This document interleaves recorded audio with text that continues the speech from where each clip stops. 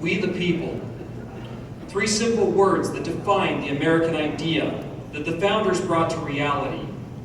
The proposition that the population holds the wisdom required to define and to govern our individual, community, and national interests. It is these same simple words that are a foundation needed to fight for a stronger future. We the people are more than the sum of our mistakes through history. We must resist the urge to reopen the scars of the past. We can't pretend that they don't exist. But we can learn from them and ensure that we don't repeat them. We the people are much stronger than we think we are. Each time we set aside our differences to work towards a common cause, we have overcome tyrants, dictators, wars of incredible magnitude, and disasters of flood, famine, and destruction. We the people will not allow our votes to be of no value.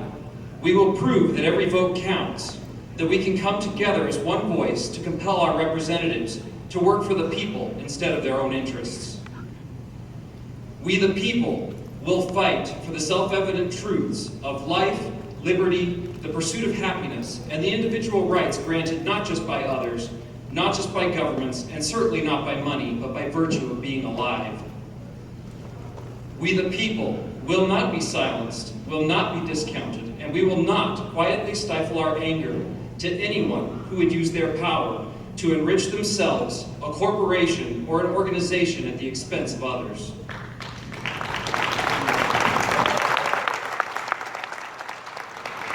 We the people aspire to so much more. We want to take up the mantle of responsibility and own the fact that as individuals, we are ultimately responsible for the decisions we make, as well as the consequences. We want to see people from all walks of life respected for who they are, valued equally as members of the human family, regardless of attribute, handicap, belief, station, status, gender, origin, or language.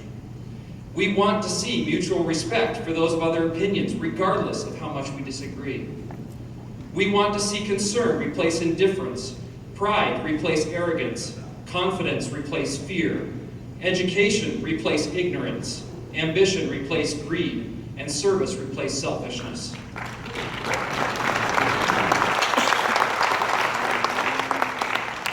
We must practice compassionate democracy as much as we try to export it.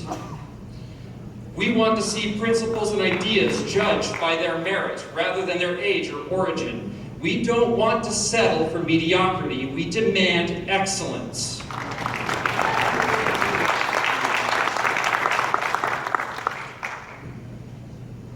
Progress is possible, and it will always start with we the people.